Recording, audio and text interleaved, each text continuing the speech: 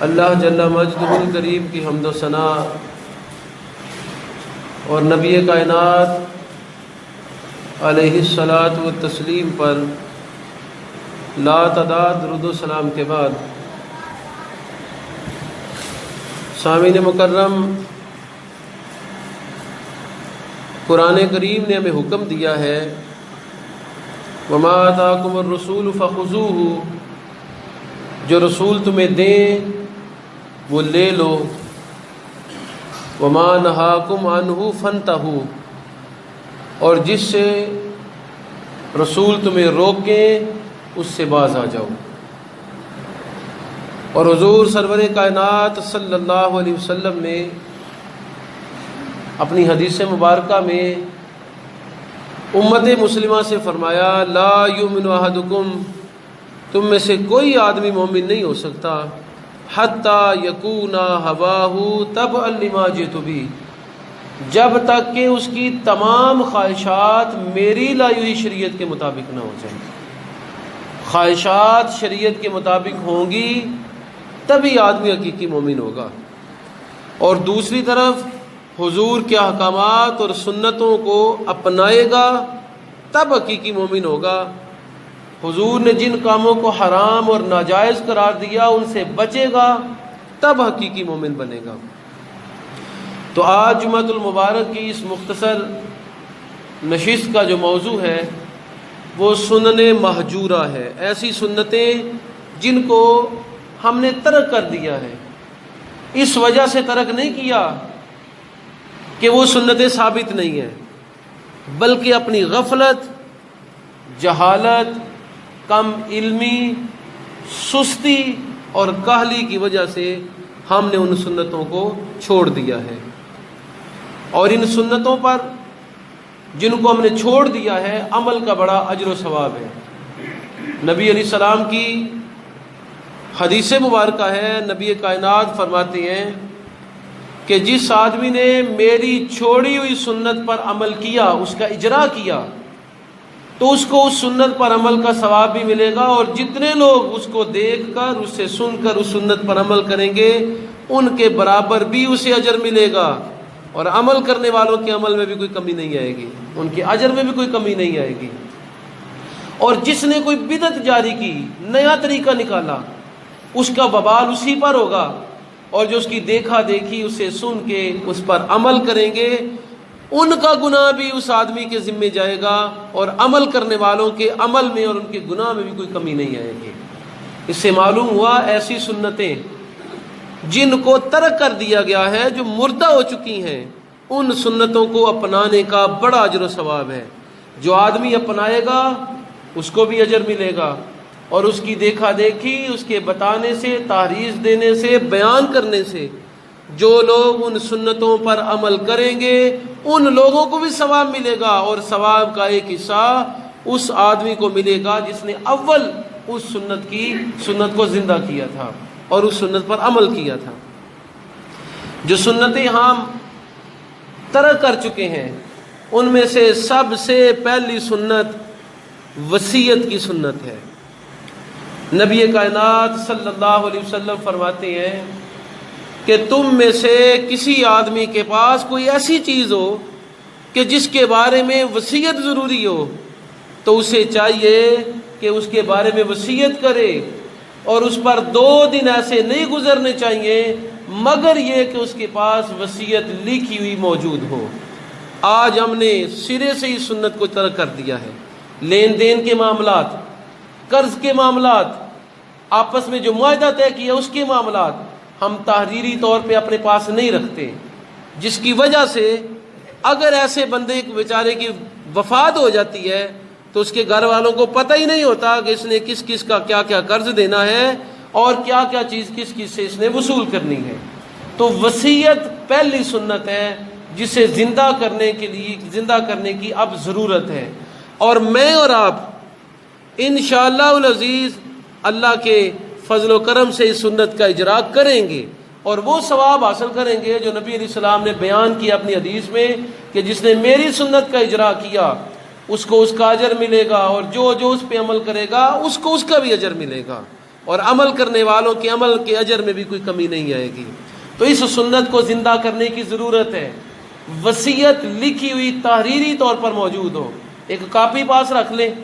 گھر کے اندر رکھ لیں، جو بھی لین دین کے معاملات ہیں اس کے متعلق جو بھی آپ نے تحریر کرنا ہے اس کے اوپر تحریر کرتے رہیں۔ جسے لکھنا نہیں آتا وہ اپنی بیوی سے، اپنے بیٹے سے، بیٹی سے، بہو سے، جو بھی قریبی ہے اس سے وہ لکھوا لے۔ تو وصیت لکھ کر رکھنا انتہائی ضروری ہے۔ دوسری سنت جسے ہم نے ترک کر دیا ہے وہ سنت ہے نماز میں سترہ کی سنت۔ نبی کائنات فرماتے ہیں کہ تم میں سے جو آدمی نماز ادا کرے تو اسے چاہیے کہ اپنے سامنے سترہ رکھ لے، اور اس کے اور سترے کے درمیان زیادہ فاصلہ نہیں ہونا چاہیے۔ اور ہمارے نبی علیہ السلام جب بھی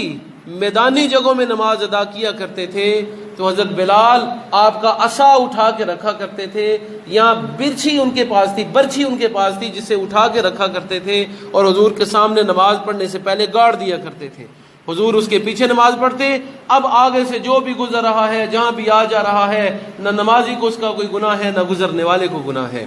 تو ہمیں چاہیے کہ سترے کی سنت کو زندہ کریں۔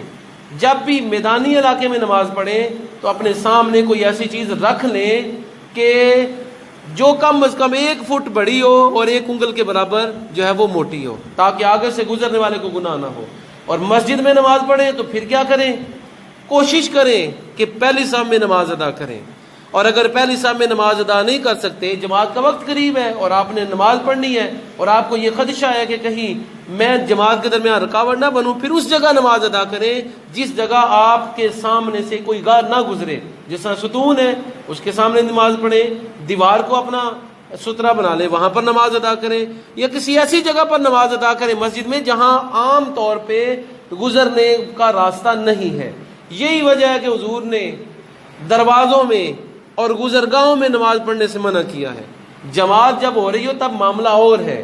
جب آدمی اکیلا نماز پڑھے تو دروازوں کے سامنے نماز نہ پڑھے، کیونکہ نمازیوں نے دروازے سے گزر کے باہر بھی جانا ہے اور اندر بھی آنا ہے۔ تو دوسری سنت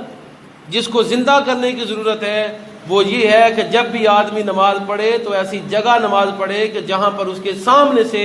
کوئی آدمی نہ گزر سکے، یا پھر سترہ کی سنت کو زندہ کرے اور اسے سامنے رکھ کر نماز ادا کرے۔ تیسری سنت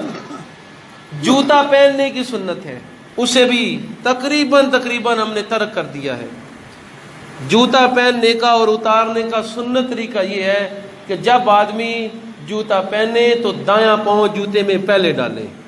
پھر اس کے بعد بایاں پاؤں ڈالے، اور جب جوتا اتارے تو بایاں پاؤں پہلے نکالے اور پھر دایاں پاؤں نکالے۔ حضور کا ارشاد ہے جب تم جوتا پہنو تو اپنے دائیں پاؤں سے اس کی ابتدا کرو، دایاں پاؤں پہلے جوتے میں رکھو، پھر بایاں پاؤں رکھو، تاکہ دایاں پاؤں زیادہ دیر تک جوتے میں رہے۔ اور جب تم جوتا اتارو تو بائیں پاؤں سے پہلے اتارو اور بعد میں دائیں پاؤں سے اتارو، کیونکہ جوتا بھی ایک شرف کی اور بچاؤ کی چیز ہے، تو آدمی کا دایاں پاؤں زیادہ سے زیادہ جو ہے وہ جوتے میں رہے، بایاں پاؤں پہلے نکلے۔ دایاں پاؤں ڈالنا پہلے ہے لیکن نکالنے کی باری آئے تو بایاں پاؤں پہلے نکالنا ہے۔ تو یہ سنت طریقہ ہے۔ ایک اور چیز سنت جسے ہمارے بچے، بوڑھے، جوان تقریباً سبھی بھول چکے ہیں، وہ باتھ روم میں، لیٹرین میں جانے کی سنت ہے۔ وہ سنت یہ ہے کہ باتھ روم میں جب آدمی جائے تو اپنے پاؤں کا خیال رکھے، بایاں پاؤں پہلے رکھے باتھ روم میں، اور جب باہر نکلے تو دایاں پاؤں پہلے نکالے، اور ساتھ دعا پڑھے، بسم اللہ اللہم انی اعوذ بک من الخبث والخبائث۔ باتھ روم میں جانے کی دعا ہے، اور باہر نکلے تو غفرانک، اے اللہ میں تیری بخشش مانگتا ہوں، یہ دعا پڑھیں۔ اسی طرح تحیۃ المسجد کی سنت کو بھی ہم بلا چکے ہیں۔ وہ تحیۃ المسجد ہے کیا؟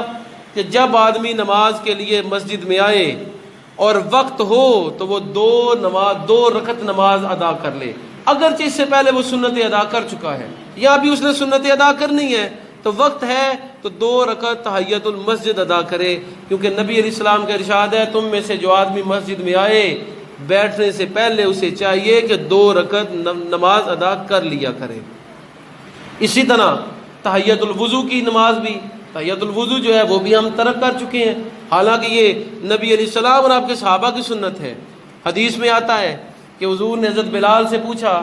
بلال تم کون سا عمل کرتے ہو کہ میں نے جنت میں اپنے آگے تیرے جوتوں کی آہٹ کی آواز سنی ہے؟ عرض کیا یا نبی اللہ میں کوئی اتنا بڑا عمل تو نہیں کرتا، صرف یہ کرتا ہوں جب بھی وضو کرتا ہوں تو میرا دل مجھے یہ کہتا ہے کہ اس وضو پر تجھے 2 نفل پڑھنے چاہیے، تو جتنی نماز مجھے مقدر ہو میں اس وضو سے پڑھ لیا کرتا ہوں، تو جب بھی طہارت حاصل کرتا ہوں نماز کی ادائیگی کرتا ہوں۔ تو تحیۃ الوضو وہ سنت ہے جسے امت مسلمہ ترک کر چکی ہے، اور ایک سنت کو زندہ کرنے کا ثواب حدیث میں 100 شہیدوں کے برابر قرار دیا گیا ہے۔ اس لیے ان سنتوں کو زندہ کرنا جو ہے اگر کسی کے بس میں ہو تو وہ ضرور کرے، اور الحمدللہ یہ ہمارے بس میں ہے، یہ کوئی وہ چیزیں نہیں ہیں کہ جو فطرت سے باہر ہوں۔ اسی طرح امامہ کی سنت ہے، اسے بھی اکثر جو ہے وہ ترک کر چکے ہیں، حالانکہ ہمارے بزرگوں میں یہ رواج تھا کہ کپڑا اپنے پاس رکھتے تھے اور اسے سر پہ جو ہے وہ لپیٹ کے رکھا کرتے تھے، یہ بھی امامہ ہی ہے، اگرچہ وہ ضرورتاً اسے لپیٹے تب بھی وہ امامہ ہی ہے، لیکن ہماری نئی نسل نے کپڑا پاس رکھنا اور اسے لپیٹنا بالکل ترک کر دیا ہے۔ تو امامے کی سنت کو اپنانا یہ نبی علیہ الصلوۃ والتسلیم کی مردہ سنت کو زندہ کرنے کے برابر ہے، اور حضور کا ارشاد ہے کہ بغیر امامے کے پڑھا گیا جمعہ ایک جمعہ ہے، اور امامے کے ساتھ پڑھے جانے والے جمعے کا ثواب 70 جمعوں کے برابر ہوتا ہے۔ تو امامے کی سنت کو زندہ کرنا چاہیے، اور امامے کی سنت کو زندہ کرنا یہ صحابہ کا دستور ہے، صحابہ نے زندگی بھر امامے باندھے ہیں، اور نبی علیہ السلام کی اپنی حیات طیبہ بھی ایسے گزری ہے، حضور نے امامے کے ساتھ زندگی گزاری ہے۔ ایک اور سنت جسے ہم ترک کر چکے ہیں وہ سنت ہے کھانے پینے میں درمیانی چیز یعنی اوسط کا خیال رکھنا، لحاظ رکھنا کھانے پینے میں کہ جتنی استطاعت ہے، جتنا جسم کو ضرورت ہے صرف اتنا کھایا جائے۔ لیکن ہمارے ہاں شادی میں، فوتیدگی میں کھانے کو اتنا ضائع کیا جاتا ہے، ختموں میں اور شادی حالوں میں تو کہنا ہی کیا، ہمارے گھروں میں بھی کھانے کو ضائع کیا جاتا ہے۔ جب آدمی کھاتا ہے نیچے گرنے والے لقمے کو سمیٹتا نہیں ہے۔ نبی علیہ السلام کے صحابہ جب مصر کو انہوں نے فتح کیا، ایران کو فتح کیا، اسی زمانے کی بات ہے کہ ایک صحابی نے ایک بہت بڑے ایک شہر کو فتح کیا، فتح کرنے کے بعد بڑے بڑے سرداروں کو کھانے کی دعوت دی گئی، وہ صحابہ کے ساتھ مل کے کھانا کھانے لگے، ریت پر کپڑا بچھایا گیا، اور صحابی اور بڑے بڑے سردار جو اس شہر کے رہنے والے تھے، ابھی مسلمان نہیں ہوئے تھے، وہ وہاں پر بیٹھ کے کھانا کھانے لگے۔ صحابی نے کھانا کھایا تو ایک لقمہ نیچے گر گیا، انہوں نے اس لقمے کو پکڑا، صاف کیا، دوسرے دوست دیکھ رہے تھے اور وہ نظروں سے یہ کہنے کی کوشش کر رہے تھے کہ آج آپ مسلمانوں کی نمائندگی کر رہے ہیں اور یہ بڑے بڑے سردار آپ کی طرف متوجہ ہیں، آپ اس لقمے کو چھوڑ دیجئے۔ لیکن اس صحابی نے کہا کہ ان کی عزت میرے ہاں نہیں ہے، قسم بخدا میں حضور کے طریقے کو نہیں چھوڑوں گا۔ میں نے اپنے نبی سے سنا تھا کہ جو لقمہ نیچے گر جائے اسے شیطان کے لیے نہ چھوڑا جائے، اسے صاف کر کے ازالہ کر کے اسے کھا لیا جائے۔ تو آج یہ سنت بھی ہم نے ترک کر دی ہے۔ میرج حالوں میں آپ دیکھ لیں کہ لقمہ اگر نیچے کوئی گر جائے، یا ہمارے ہاں جب ختم ہوتے ہیں تو پھل کا کوئی ٹکڑا نیچے گر جائے تو شاید ہی کوئی اٹھاتا ہوگا، شاید ہی کوئی اٹھاتا ہوگا۔ اسی طرح ہمارے گھروں میں بھی یہی ہے کہ جو چیز گر جائے اسے پھر چھوڑ دیا جاتا ہے۔ ہاں اگر اس طرح کی چیز میں گر گئی ہے کہ وہ استعمال کے قابل نہیں ہے تو اس کو ترک کر دیا جائے، لیکن جو کھانا استعمال کے قابل ہو اور وہ اس جگہ گرے جہاں سے آپ اسے استعمال کر سکتے ہیں دھو کے یا صاف کر کے، تو اس کو استعمال کرنا چاہیے، شیطان کے لیے نہیں چھوڑنا چاہیے۔ اذان کا جواب دینے کی سنت اور اذان کے بعد دعا اور درود پڑھنے کی سنت ہزاروں میں سے کوئی ایک بندہ یہ اپناتا ہوگا۔ نبی علیہ السلام کا ارشاد ہے جب مؤذن اذان کہے تو تم وہی الفاظ دہراؤ جو مؤذن نے دہرائے ہیں۔ وہ اللہ اکبر کہے تو تم بھی اللہ اکبر کہو۔ وہ اشہد اللہ الہ الا اللہ کہے تو تم بھی اشہد اللہ الہ الا اللہ کہو۔ وہ اشہد ان محمد رسول اللہ کہے تو تم بھی اشہد ان محمد رسول اللہ کہو۔ وہ حی علی الصلاۃ کہے تو تم لا حول ولا قوۃ الا باللہ کہو۔ وہ حی علی الفلاح کہے تو تم لا حول ولا قوۃ الا باللہ کہو۔ پھر وہ اللہ اکبر کہے تو تم بھی اللہ اکبر کہو، اور وہ لا الہ الا اللہ کہے تو تم بھی لا الہ الا اللہ کہو۔ پھر مجھ پر درود پڑھو، اور پھر میرے لیے اللہ سے مقام وسیلہ مانگو جس نے اذان کا جواب دیا، مجھ پر درود پڑا اور میرے لیے مقام وسیلہ کا سوال کیا، میری شفاعت اس کے لیے لازم ہو جائے گی۔ یہ ہے حضور کی شفاعت پانے کا طریقہ۔ اذان آدمی سنے تو اذان کا جواب دے، جواب دینے کے بعد حضور پر درود پڑھے، پھر اذان کے بعد والی دعا پڑھے، اللہم رب ہذہ الدعوۃ التامہ، یہ والی دعا پڑھے۔ اور اسی میں آتا ہے وآت محمد الوسیلۃ والفضیلہ، یہ وہ دعا ہے جس کی وجہ سے حضور فرماتے ہیں کہ میری شفاعت اس بندے پر واجب ہو جاتی ہے، میری شفاعت اس کے اوپر حلال ہو جاتی ہے، جو اذان کا جواب دے، پھر درود پڑھے اور پھر یہ دعا پڑھے۔ کتنا کو کوئی مشکل کام ہے یہ۔ ایک طرف حضور کی شفاعت، قیامت کا عظیم مرحلہ، دردناک اور خوفناک موقع، اور دوسری طرف تھوڑا سا عمل جس کی بدولت ہم حضور کی شفاعت اور دعا حاصل کر لیں۔ ہم بزرگوں کی دعا حاصل کرنے کے لیے اتنے لمبے سفر کرتے ہیں، رقم خرچ کرتے ہیں، پیسہ خرچ کرتے ہیں، اور حضور نے جو عمل بتایا ہے کہ میری دعا اگر حاصل کرنی ہے قیامت میں جب کام آنے والا بھی کوئی نہیں ہوگا تو یہ عمل کر لو، میری دعا اور شفاعت تمہیں حاصل ہو جائے گی، اس سے ہم غفلت کر رہے ہیں۔ تو اذان کا جواب، اذان کے بعد درود اور حضور کے لیے وسیلہ کی دعا، یہ وہ عمل ہے جو موجودہ زمانے میں تقریباً ترک ہو چکا ہے۔ تو اس سنت کے اجرا کی بھی ضرورت ہے، اور حدیث کو ذہن میں رکھیں کہ ایک سنت کو زندہ کرنے والا 100 شہیدوں کا ثواب پاتا ہے،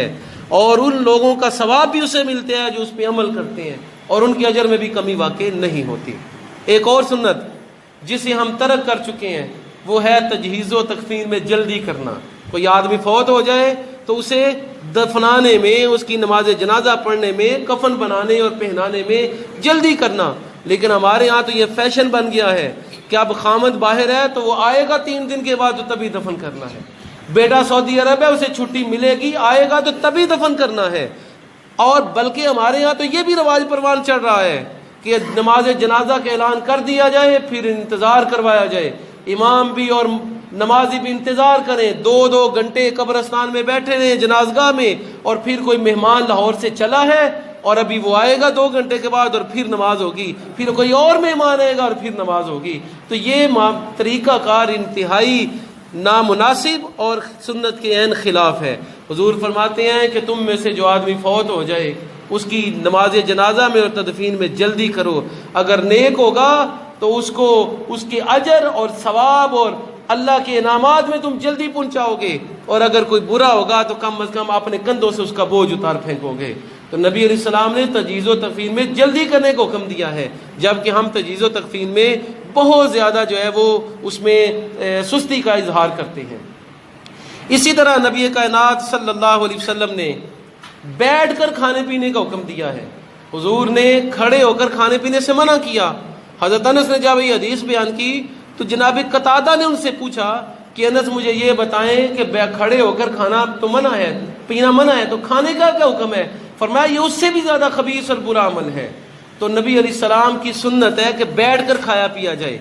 دائیں ہاتھ سے کھایا پیا جائے۔ بڑے بڑے پڑھے لکھے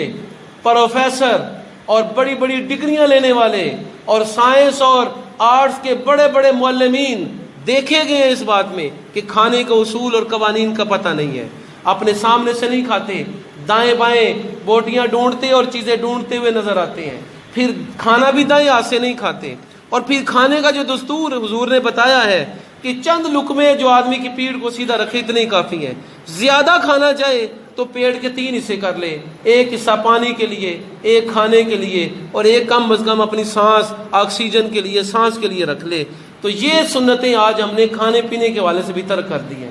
کھڑے ہو کر پینا جواز کی حد تک تو ہے، کبھی کبھار مجبوری ہو،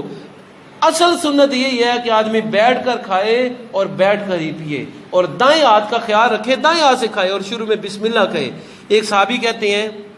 کہ میرے بچپن کا عالم تھا، حضور ہمارے گھر دعوت پر تشریف لائے، اور جس طرح چھوٹے بچے کوئی مہمان آئے تو اس کو لاڈلیاں دکھاتے ہیں اور آتے ہیں اور چیز پکڑ کے کھانا شروع کر دیتے ہیں۔ تو عرب میں یہ دستور عام تھا کہ مہمان آتے تو بچے بوڑھے سب مل کر ہی کھاتے۔ تو حضور کے سامنے کھانا پیش کیا گیا، وہ بچہ آیا، وہ صحابی کہتے میں بچہ تھا، میں گیا اور میں نے اپنے بائیں ہاتھ سے ایسے کر کے وہ چیز پکڑی تو حضور نے میرا ہاتھ بڑے آرام اور نرمی سے پکڑ لیا، اور حضور نے اس وقت مجھے وصیت کی کہ اے غلام، اے بچے، بسم اللہ پڑھ کے کھا، اپنے آگے سے کھا اور دائیں ہاتھ سے کھا۔ وہ صحابی کہتے ہیں اللہ کی قسم، بوڑھے ہو گئے تھے تب انہوں نے یہ حدیث بیان کی، کہتے ہیں اللہ کی قسم حضور جیسا شفیق استاد میں نے نہیں دیکھا، نہ حضور نے مجھے جھڑکا، نہ حضور نے مجھے گالی دی، نہ حضور نے مجھے برا کہا، اور ایسے شفیق انداز میں حضور نے مجھے سمجھایا کہ بچپن کی وہ باتیں میں نے پلے باندھ لی اور آج تک وہ چیزیں مجھے یاد ہیں۔